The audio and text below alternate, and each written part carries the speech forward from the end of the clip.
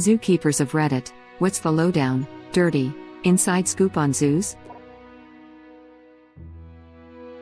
Partner was a zookeeper in Dallas. Safety protocols for when a large, dangerous animal escapes its enclosure dictate that you lock yourself in whatever room you can get to quickest and grab the nearest weapon, which, for most zookeepers, was a broom or rake for cleaning up animal poop. We closed the baboon exhibit because a baboon had a stillbirth and the troop was grieving. In reality, they were throwing parts of the infant corpse around and there was nothing we could do about it.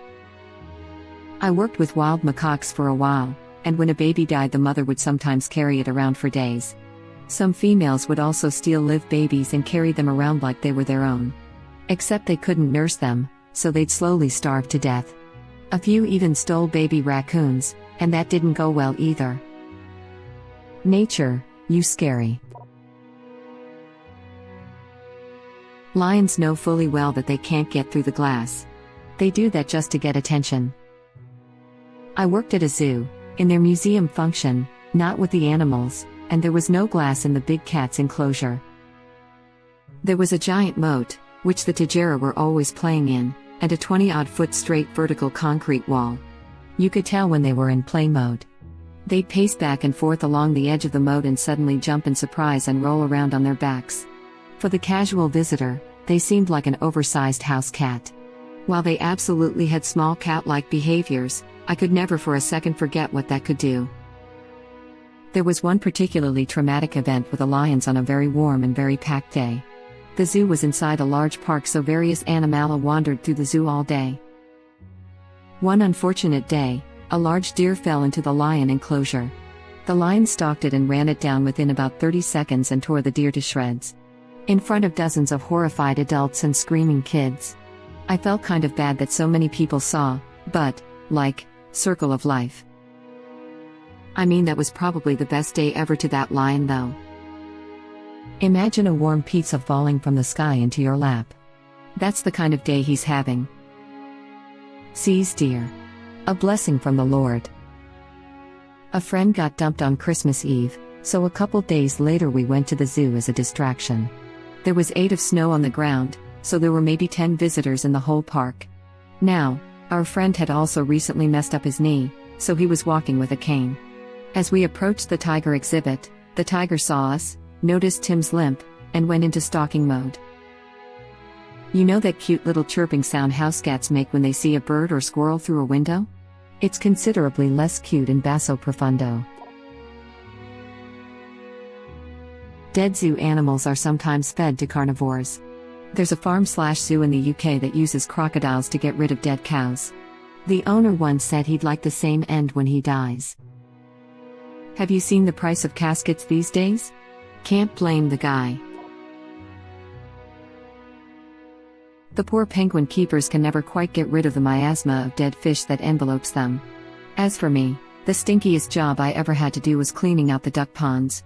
Managed to empty a whole train carriage that evening, even though I had changed and my work clothes were double-bagged. As a teen I worked as a janitor at a private school. One of my duties was dumping out and rinsing the kiddie pool belonging to the duck. The muck on the bottom of that thing, especially in summer, freaking stank.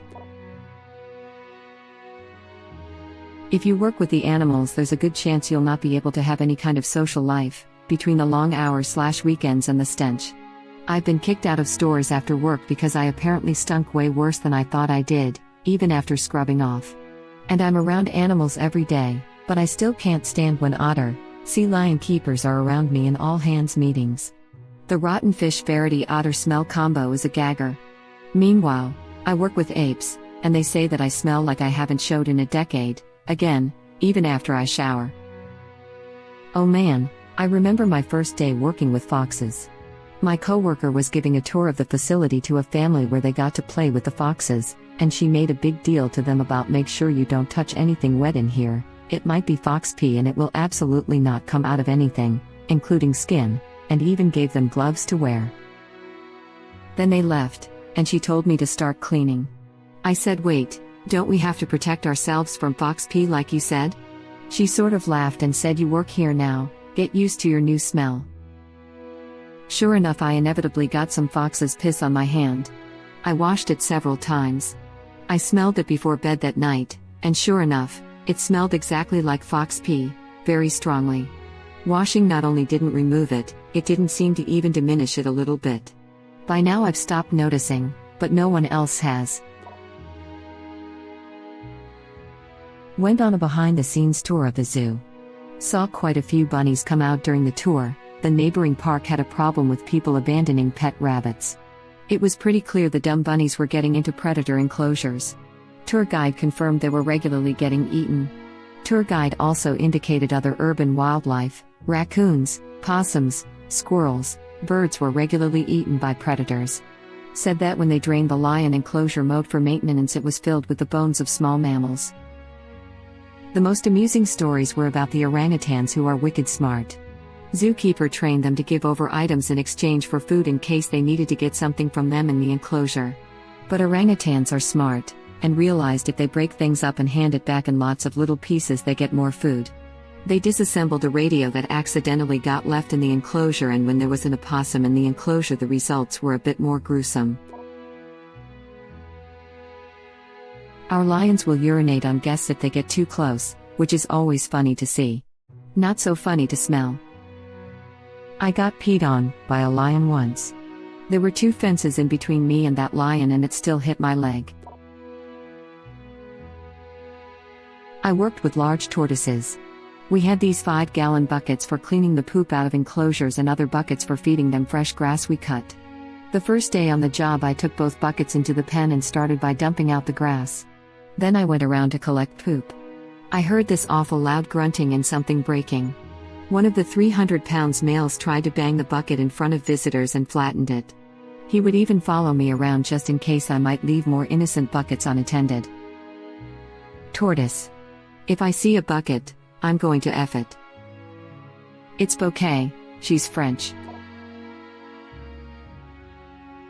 Not quite a zookeeper, but in training to be one. The zebras and Przewalski's horses are ruthless and will tear apart any unfortunate wild kangaroo that dares break into an enclosure. They love the thrill of the chase. And the subsequent kill when they get bored. When you're cleaning underneath the perches, parrots will wait for you to look up before taking in crap. They have a good aim. That's how you get crap in the mouth.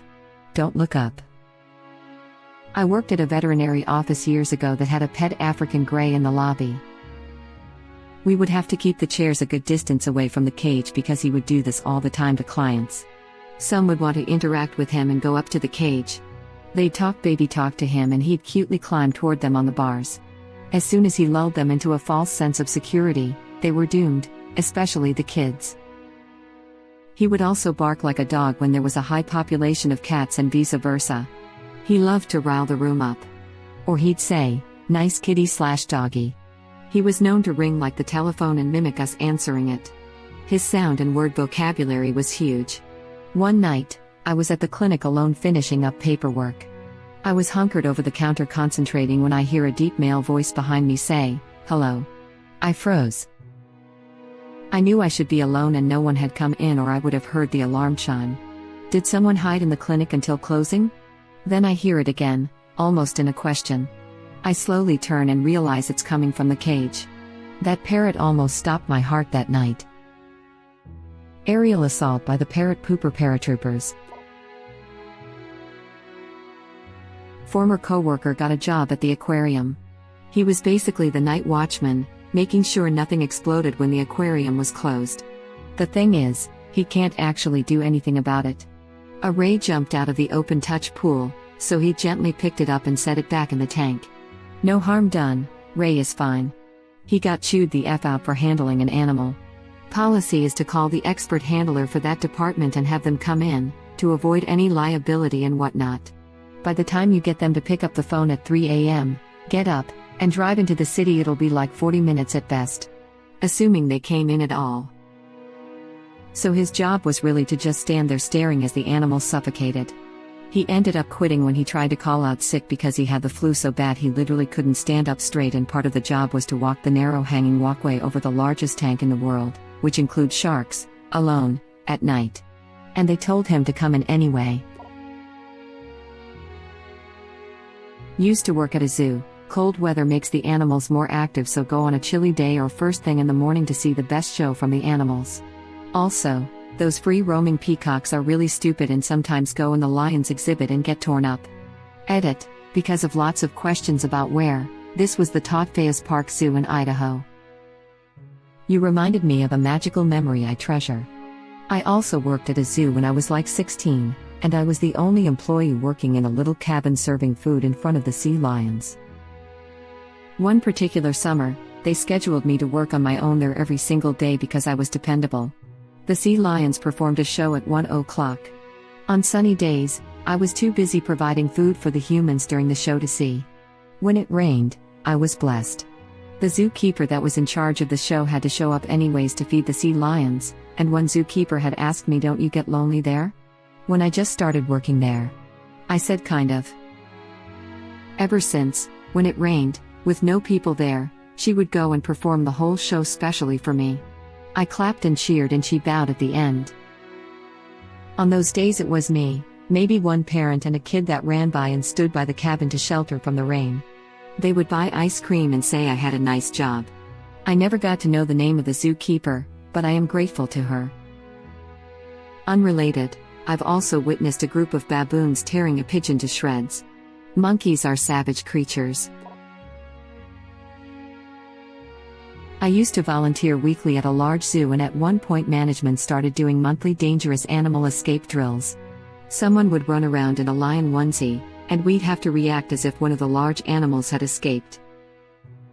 It was hilarious, but one of the funniest things I was taught was that if an incident did occur, you have to tell the nearby guests to get inside only once.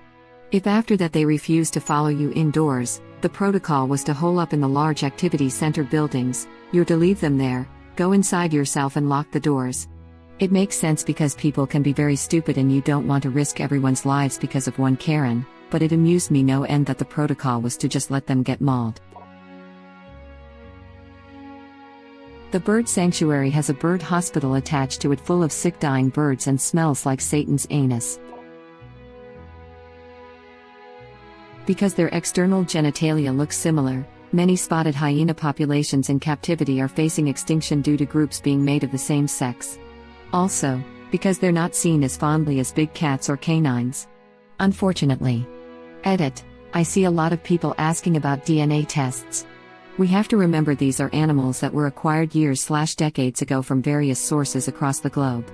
Private collections, illegal trade, etc. And again, this is a species most people don't care too much about, and is actually faring quite well in the wild compared to other megafauna. Hyenas live in the city of Harar, Ethiopia, like coyotes do in Chicago. Nobody wants to take the time or the money to sort out the best gene flow, and zoo animals aren't just plucked from the wild anymore. YouTube link. Web link. Not a zookeeper, but am a zoologist. Aquariums have captive breeding programs for some of the dolphins and whales, but they are too difficult to transport for mating.